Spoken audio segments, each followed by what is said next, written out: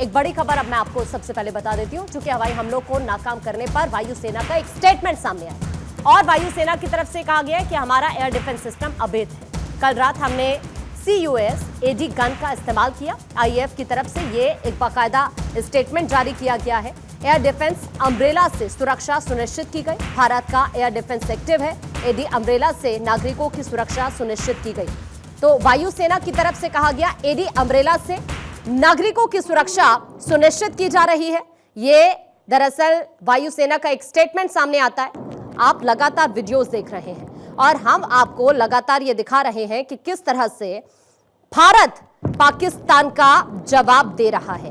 और अब बाकायदा एक स्टेटमेंट सामने आता है जिसमें AD गन के बारे में वायुसेना की तरफ से बताया जाता है। एयर डिफेंस गन का इस्तेमाल लगातार किया जा रहा है। और आपको यह भी बता दें, कल रात चूंकि 50 से ज्यादा ऐसे ड्रोन हैं जिन्हें नष्ट किया गया पाकिस्तान के, और लगातार ये प्रहार चल रहा है। लगातार आप देख रहे हैं कि किस तरह से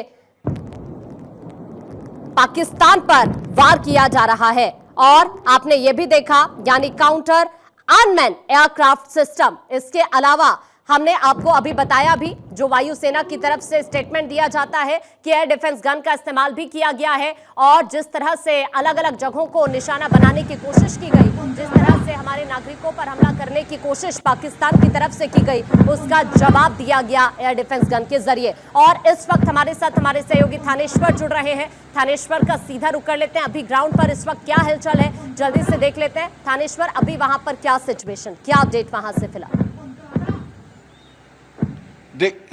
देखिए, पुंछ एरिया का जो LOC क्षेत्र है वो उस पाकिस्तान की तरफ से वहां पर बहुत भयंकर फायरिंग की जा रही है। लेकिन फायरिंग करने के बावजूद भी पाकिस्तान जिस तरीके से शेल गिरा रहा है, जो बमबारी कर रहा है, उससे वो जिस मकसद से गिरा रहा है उस मकसद में कामयाब नहीं हो पा रहा है। क्योंकि पाकिस्तान भारत का कोई नुकसान नहीं कर पा रहा है, क्योंकि यहाँ की जो जनता है वो बिल्कुल अलर्ट है। जनता एकदम अलर्ट है और अपने अपने सेफ स्थान पर बैठी हुई है। लेकिन लोगों का उत्साह देखते ही बनता है। जिस तरीके से पाकिस्तान की मिसाइल आती है, लोग यहाँ की उल्टा उसका मजाक उड़ा रहे हैं कि कह रहे हैं देखो पटाखे बजा रहा है पाकिस्तान। और इस समय बारिश भी शुरू हो चुकी है। बारिश शुरू होने की वजह से कहीं ना कहीं पाकिस्तान को पुंछ एरिया में हमला करने से काफी दिक्कतें आ रही है। और दूसरी बात है कि पंजाब का जो एरिया, पंजाब का जो बॉर्डर लगता है 500 किलोमीटर का, वहां पर भी पाकिस्तान की तरफ से कुछ हलचल नजर आई है। पठानकोट एयरबेस लगा लीजिए, गुरदासपुर लगा लीजिए, उधर जलंधर है, उधर जो अमृतसर है, इन अटारी बॉर्डर हो गया, फिरोजपुर हो गया, यहां पर भी कुछ हलचल नजर आ रही है। पाकिस्तान यहां पर भी अपनी नापाक हरकतें कर रहा है। लेकिन लोगों का उत्साह देखते ही बन रहा है। भारतीय सेना पूर्णतः अलर्ट है।